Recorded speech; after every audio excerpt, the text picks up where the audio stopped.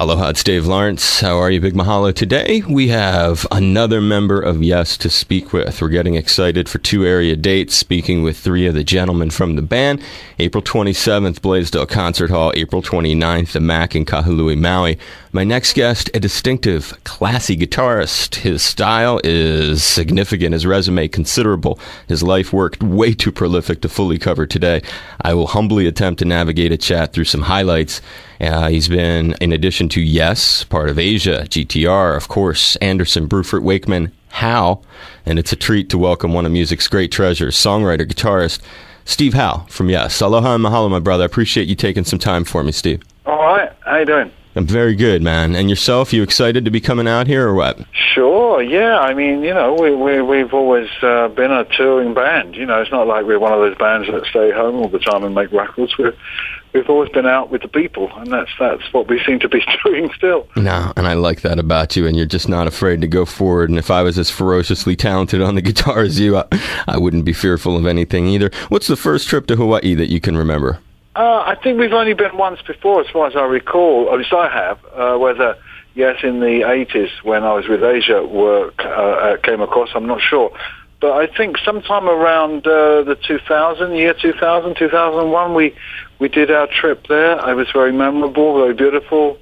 We just did Honolulu, but this time we're doing Maui. So yeah, you're talking about 2003 with the orchestra, I presume. Yeah, that's right, 2003 with the orchestra. Yeah, that was and a lot of orchestras you guys played with. Is that a difficult thing when you have to team up with folks like that? I mean, or sometimes you look at each other and say, man, this orchestra's just not up to snuff. Well, that's honest. We did it 2 ways. The first way we did it was in America, was with almost a different orchestra every night. Maybe we had an orchestra for 2 nights if they were in the same area, you know, but usually it was a different orchestra every night. That was pretty difficult because although most of it rests on the ability of the conductor and the rehearsal to transform that, what we did in Europe was totally different. We had 2 orchestras. We toured with one for about 3 weeks, and then we toured with another for about 3 weeks. So they had a chance to play it night after night, which did make things better. But it's a big communication job trying to work with, you know, the band on stage with I can't remember how many people, 30 people behind us. So it does add that sort of different element. Are the songs, how much sound checking and work, if you're doing, let's just say, not the Europe gig where you have one band that's doing all the gigs, but if you're doing a different orchestra each night, how much practice time and prep is there before a gig like that? Well, I mean, it was some years back, as we pointed out, almost 9 years. So as far as I remember, when we did the different shows, mainly the orchestra just had to rehearse without us. And then, if they were lucky, we popped in and did one song with them, or part of a song, or the introduction, minimizing it as much as we could for our duties there. But I think that was the kind of way it was. I remember rehearsing with them in Hollywood, you know, when we did the Hollywood Bowl. And we all thought it was going to be great. You know, it sounded really good at rehearsal, but then it didn't sound very good at the show. So there you are. You know, you pays your money, you takes your chance, really. That's why I love the way you think, dude. You do the best interviews. I know that there's something I'm fascinated on the personal level with you as a player. I know that your folks, when you were a little boy, they played a lot of brass band as you grew up, but they also had some guitar in the mix. What prompted your first guitar to be a gift when you were 12? Well, from the age of 10, I was going on at my parents about getting a guitar, and there was the brass band thing was really just a sideline before I realized they had Les Paul and Mary Ford records, and also Tennessee Ernie Ford, 2 Fords, oddly enough. Tennessee Ernie Ford had a great guitarist with him called Jimmy Bryant and Speedy West. And of course, Les Paul's, it speaks for itself. So hearing 78s with those guitarists playing on them really inspired me, as much as equal to the movement of rock and roll and the presence of the guitar in rock and roll. So, you know, after a couple of years of me going, get a guitar, they got me a guitar. So that was the best thing that happened. They listened. They did. Yeah, and thankfully they did too. Your first cover, funny because you said, you know, it was the rock and roll that really got you off. And your first recording, I've read at least, and forgive me if I'm wrong, was a cover of Chuck Berry. Is that accurate? Yeah, Maybelline. Right. And and I talked to Chris about a similar sort of thing, and he ended up having some really good stories. When you think about the rest of your life since then, did you get to run into Chuck ever and kind of talk with him, ever acknowledge anything with him? Yes, I did. Yeah. In about 1969, just before I joined Yes, I was in a band and we were playing at the Albert Hall. In fact, the band was opening for Chuck Berry. He walked on stage and looked at me and said, "I don't need you." But that didn't discourage me. I went to him in the dressing room and I showed him my guitar, my infamous 175. He played it for just a couple of minutes and he said it was amazing. So this guitar's amazingly easy to play. So that's the way I had it set up. Yeah, so I met Chuck then. I told him, I loved his work and everything, and we had a quick chat. But that was about it. It was a very fortunate time to meet somebody that had been a major influence, because Chuck had been, he had a style. Well, a lot of his songs were the same, virtually. But there was a style there, and it grabbed me, and it was fantastic, fantastic to play. Yeah, and he is legendary for that whole... I watched him one time here in Honolulu, and he was just berating the band. I mean, I felt so bad for the band. By the end of the show, I would cringe as he would turn around. Yeah, he wasn't always that nice to people, but I tell you, one of the best intros, because he was famous for his intros, but the one that was different from all the others, because there were a lot that were almost the same, Johnny Be Good and all of them, they were almost identical. But Down the Road a Piece, which of course is a song he actually didn't write, that was a jazz song, really, down the road a piece. Believe it, Chuck didn't write that, and also he did a brilliant guitar opening to that. And I learned that when I was a kid, thinking this is the best intro he ever wrote. Great piece of jazzy style. Dude, that's hot. So he basically, you were up for being one of the musicians that night, and he was like, "I don't want you in the gig." Is that what he basically? Yeah. I thought he usually had a rhythm guitarist, but for some reason he saw me, and I was standing there with the 175, and he just said straight away, he said, I don't need you. And I don't know why that was at that point. I don't know that he may have heard us sound checking. That's all I know. Well, his loss, Steve. That's what I got to say about that. Say again? I said his loss. His loss. Les Paul, another cat. You mentioned him. I know how, and you can hear that one too. By the way, when I hear you, at least now that I'm all grown up listening to you, I think differently about it. Did you meet him and hang with him at all before? Yeah, I did 2 or 3 times. He was really amazing character. He was dangerous in a nice way. What was great about Les was that he would set you up for a fall, and he did that the first time I ever played with him. On stage, we played a couple of tunes. I said, "Look, just keep it 12 bars." He said, "Sure." And then he suddenly turned around to me and he said to me, "Do you know this song?" I said, "No, I don't know it from Adam." And he started playing it. So I was locked in. But then later on, down at the club he used to play at on a Monday, I was there and I met him before the show, very briefly, and I said to him, look, Les, this is a night off. I'm touring. This is a night off. I'm really not going to get up. He said, "Oh, okay, if you don't want to get up, that's fine." So, of course, halfway through his show, he said, "Hey, you guys won't believe who's here." And he said, Steve's here. So the crowd went crazy. And then he said, "Get up then." And I said, "I told you, Les, I'm not." He said, No, they want you up. So I get up, and then I choose the guitar. It takes about 5 minutes. He's got 3 Les Pauls in the corner. And then, lo and behold, when I get on stage and plug in the guitar, he walks off and says, "Okay, well, look, I'll have a drink. You play something." So you know what I mean? He was a comedian. He said the last comment I've got is that he said to me, "The kind of guys I get on with are the kind of guitarists who come to the bar with me." So I don't drink, so we didn't exactly hit it off on that level, but other levels we did, and I really loved his playing. Precious stories, bro.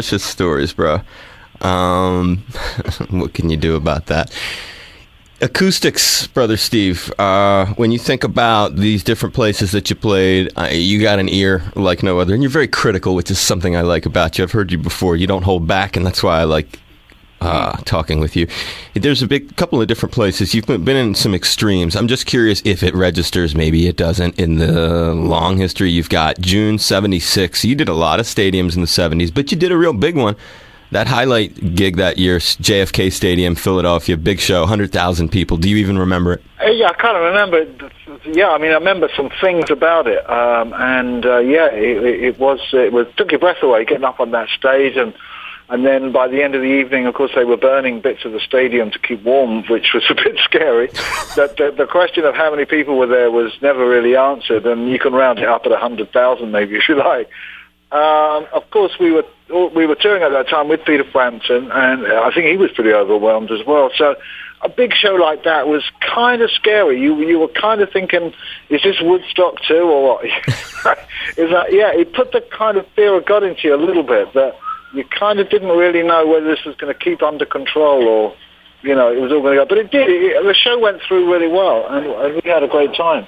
When that happens at a concert, when it gets, and I'm sure it doesn't happen that much anymore because the audience is older, and thankfully, you know, nothing, scary happens to you when you play live, or I hope it doesn't. But when it did happen, did that kind of juice your playing? Or did it screw up your playing? Is that fun when that would happen? In those days when people used to run on stage, that was a little bit scary. When somebody would clamber up on stage and come charging at you, it was reasonably scary. But I was well warmed up to that, because back in the 60s when, you know, I did start playing, back in about 66, 67, there were some dangerous places to play in England, you know. And you'd get there and they'd be like the Hells Angels of England, you know what I mean? And they'd like look at you all night long, and they'd have these black gloves on. They'd point at you and say, they'd say this, they say, afterwards, I'm going to have you. And it's like, yeah, I think I better get out of here. So a few times, we once got things beaten up. Yeah, I mean, so I went through a few rough times when I was much younger, and that made some of the later things not so scary, because I knew it could actually get worse than it did. Is there a lot of people tell me that some people, I wouldn't say a lot, some people say they zone out and the size of the venue means nothing and it's really about the jam with their other artists. And other people tell me when they look around, the size does matter, and an intimate venue really brings out something different. Would any of that apply to your playing? Well, you're talking about intimate shows and huge shows. Yeah, I'm saying, yeah, exactly. Well, look, I tell you what, there is no guideline there, because, you know, I reckon it's got more to do with the phases of the moon, actually, than where you are. But you can have a really intimate show in a very big place, and you can have a, you know, all-out show in a small place. But predictably, yeah, of course, the small place can generally gives you the intimate vibe. But the good thing about a show is it's not a controlled event. The music is not a controlled performance. It's in the lap of other things, and those things are the coming together of the audience and the performer, the venue, and also esoteric things that you just can't define. So as much as you want the show in London or in LA or this particular show to be good, there's no telling. You can get on and it's real nonsense. You might think this is really not going well, and it's the most important show on the tour. Another time you'll be in, Toledo, Ohio, and go on, and for no reason, it's just the most amazing show you've ever done. So that's what I'm telling you. It's unpredictable how good something is. Of course, people want it to be good, so they go with the same spirit, come to our shows and want to have a great time. But for some reason, the chemistry and the moon and the atmosphere and all those things, they're not predictable. Yeah, that's a cool answer, and it makes a lot of sense. I got a lot out of that. I mean, anything can make. I know what you mean. You're saying you could be in Toledo, and the catering could be awesome, and the vibe is great, and you guys are connecting, and the next thing you know, it's the greatest show on the tour. It's not the venue at all. It's just like the vibe comes together. Yeah, and even sometimes if everybody makes everything good for you, that doesn't even make a good show. Right. I mean, yeah. Because everything's great doesn't make it. The show is just a coming together of other ingredients that we don't control. We're not fully in control of what makes a great... I mean, we always play good, but when it's that good, I mean, we played in, what's that place in Canada called? Quebec City one time, and I mean, they wouldn't go away. It was just a done deal. This show was so good, they did not want us to go away. And do you remember those moments? Some of them anyway. And I can imagine there have been a lot. And as a final note to venues, is there a place or a time in your life, and it can be something more recent, though, a building that the prestige of it has mattered to you that you got to do it?